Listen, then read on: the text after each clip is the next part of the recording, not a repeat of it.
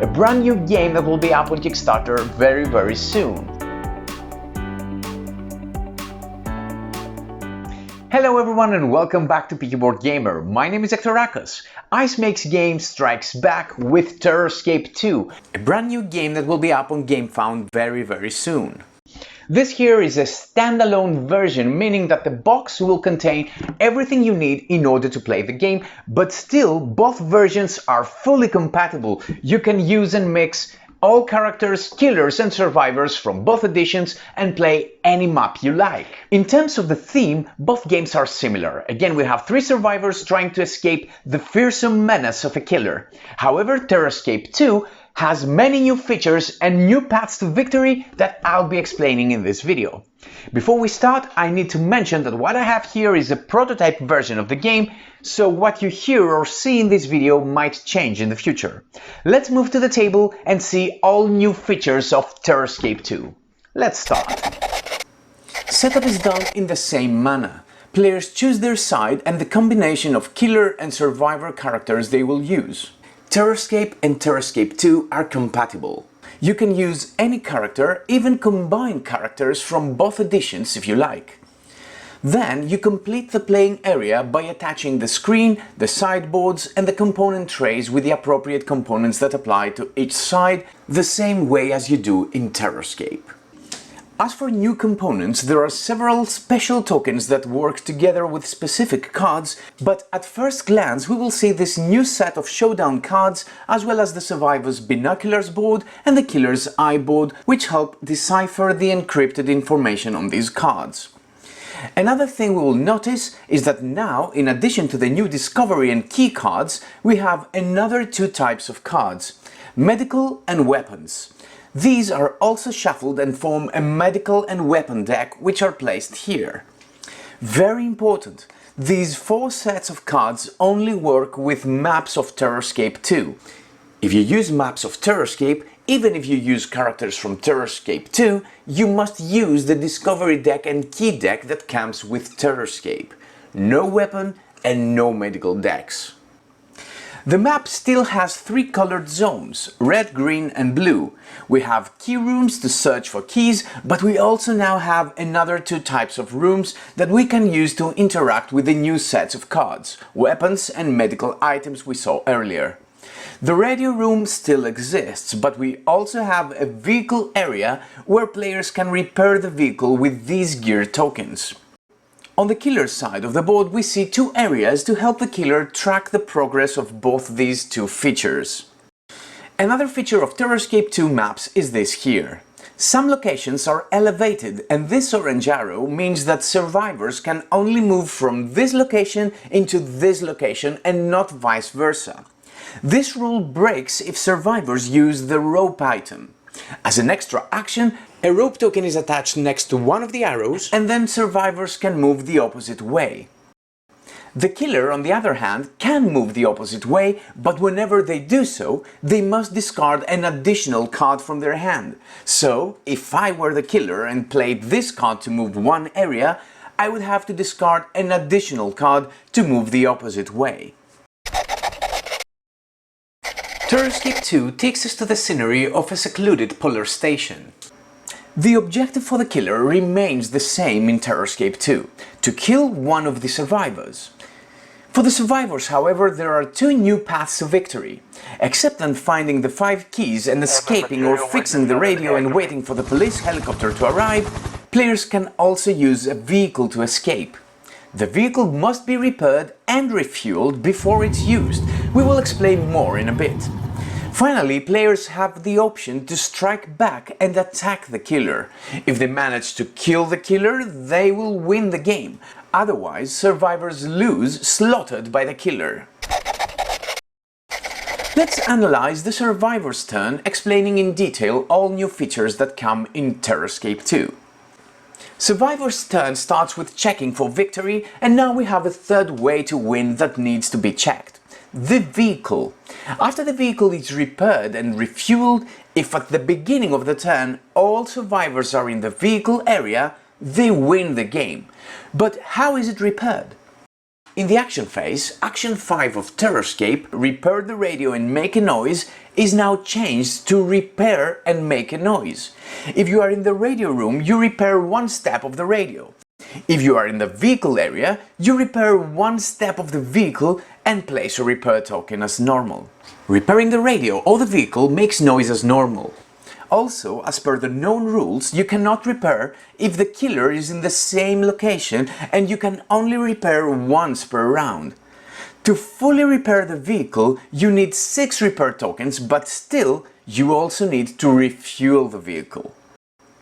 If you have a fuel item, then as a special action, you can spend it and refuel the vehicle, placing this token to indicate this, and at this point, the vehicle is regarded to be refueled. You can refuel even before the vehicle is fully repaired. Important, you can perform this action even if the killer is in the same room and even if the vehicle was repaired during the same round. It's a different action. After the vehicle has 6 repair tokens and the refuel token, survivors must immediately notify the killer. The next action that changes is Action 6, Search the Key Location. This is now simply Search for items. For if you are in the key location, you search from the key deck, if you are in the weapons room, you search from the weapons deck, and if you are in the medical room, the medical deck. All rules are the same. You take a card and add it in your inventory. Sometimes the item makes a noise once you draw it, even if you choose to discard it. Remember, you cannot search a room if the killer is there. During the action phase, survivors have one more option: to join forces and attack the killer in a final showdown. This, however, should not be taken lightly, as this combat has only 2 outcomes. Either survivors kill the killer and win, or they are all killed and lose. To initiate Final Showdown, all players must agree to do so, and all of them must be in the same location with the killer, without the killer being in stealth mode. On top of that, one of the players must observe the killer's weakness. And how you do this? With binoculars item.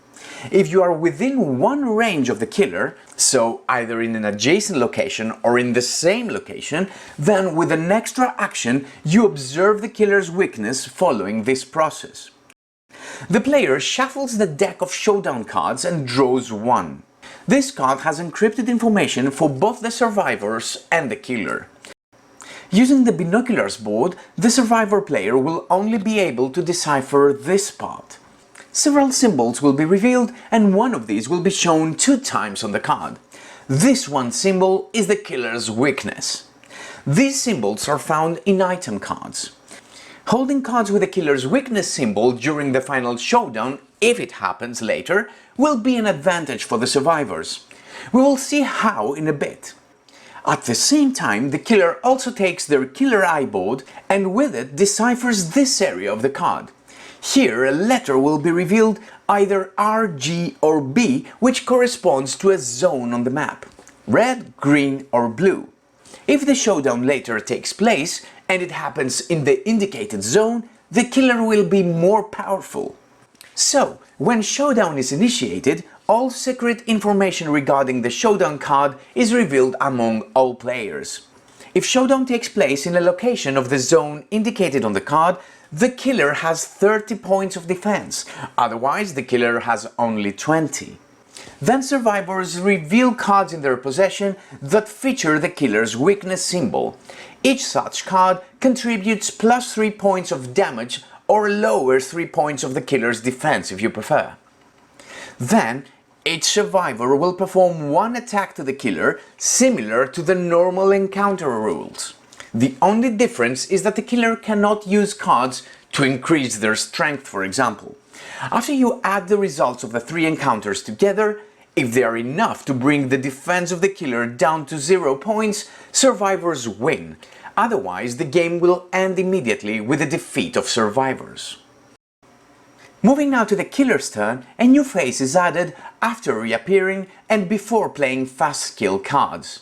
In this phase, the killer resolves all delay tokens that might exist on the board. Delay tokens come in play through the use of cards. If, let's say, I played this card in the slow skill card phase of my turn, I would place this token in my location. This indicates that on my next turn, in the Resolve Delay Tokens phase, I will resolve this effect and move one area. Then I discard this token. Delay effects are compulsory and must be used. However, if in the first phase of my turn, by reappearing, an encounter took place, my turn would end, as it happens after all encounters, before reaching the second phase, and the delay effect would then take place on my next turn. In the next part of this video, I will explain a couple of special cards you will find in the game, as well as all powers and abilities of the 5 new survivors and one of the 3 killers that I got in my prototype version. The Alarm Clock. When a survivor uses this card, the Alarm Clock token is placed in the player's location using the 2 side face-up. This means that the alarm clock will go off in 2 turns. At the beginning of the survivor's next turn, the token is flipped on the other side. And at the beginning of the survivor's next turn, the alarm goes off, the token is removed, and a noise marker is placed in the area. There is also a cat card in the Discovery deck. This is not actually an item. When you draw this card, you immediately place the cat token face up in your current location and the card goes to the discard pile. Usually you draw 2 cards from the Discovery deck and keep one. If the cat card is one of them, then you must keep the other card and also place the cat token in your location. Now, what does the cat do? If you are in the same location with the cat, as an extra action, you can stroke it, make a noise in the location, and then you must move it in an adjacent location and flip the token. That was an extra action, so you can still move away from the location you just made a noise, or not. While the cat sleeps, no player can use it to make noise. At the end of the survivor's turn, the cat is flipped back to the normal side and can be used again next turn. Now it's time to meet the new cast of Terrorscape II, starting with survivors. Roy Condrey is a true commander, being an expert in close combat battle. When using a hatchet or a short sword in combat, you gain an extra 2-point bonus, so 3 points in total. Roy is also good in mobilizing the other survivors. When they are in locations adjacent to Roy, they can perform an extra action and move into Roy's location. Zach Grip is a mechanic. Starts the game with a wrench that can be used as a +3 weapon or to repair the radio or the vehicle without making noise. Zach's second ability can be used only after the killer reaches level 3. At this point, Zach repairs faster, placing an extra repair progress token.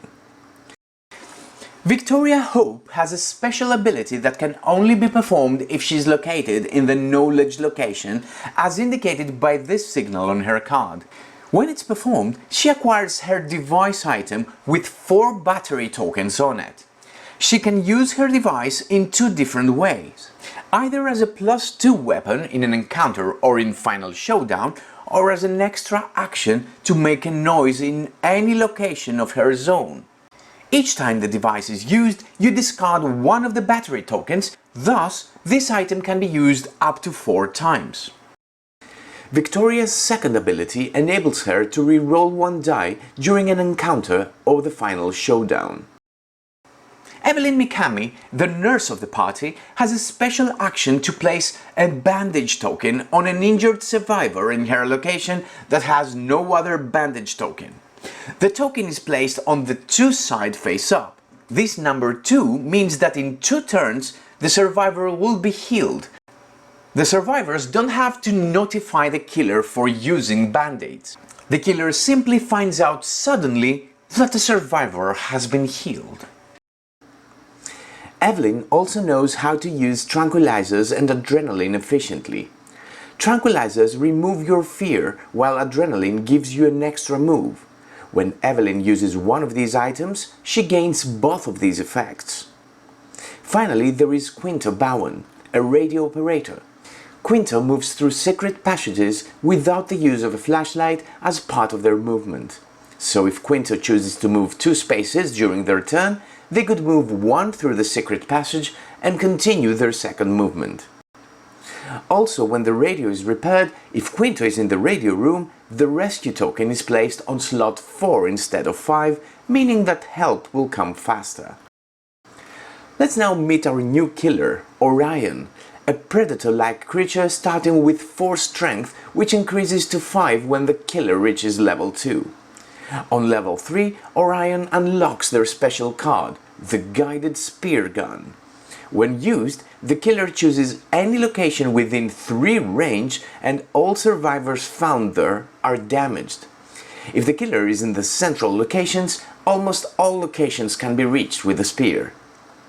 On level 4, hand limit is increased to 7 cards, and on level 5, on all encounters, the killer damages all defenders even before rolling the dice, so encountering even a healthy survivor could prove deadly. Pursue is Orion's basic mobility card, but also has 2 recharge cards to gain a move at the beginning of the next turn. It has 2 cloaking cards to cause fear to survivors and enter stealth mode. With motion scan, Orion senses a zone, and if successful, it narrows their sense into a single location of the zone to find the exact location of survivors. During combat, Orion can use arc blades to make targets lose their extra move at the end of the encounter. Finally, the barbed web can be used to place a block between 2 locations, or if used in an encounter, the survivor cannot use any item. These were all the new features that I got in the prototype version of Terrorscape II. As I said, things are subject to change, and one thing's for sure is that in addition to the Orion killer that I explained, there will be 2 more killers in the final version. Stay tuned for the upcoming campaign of the game, which will be within September. If you like our videos and want to see more, please subscribe to our channel, and until next time, have fun and play more board games.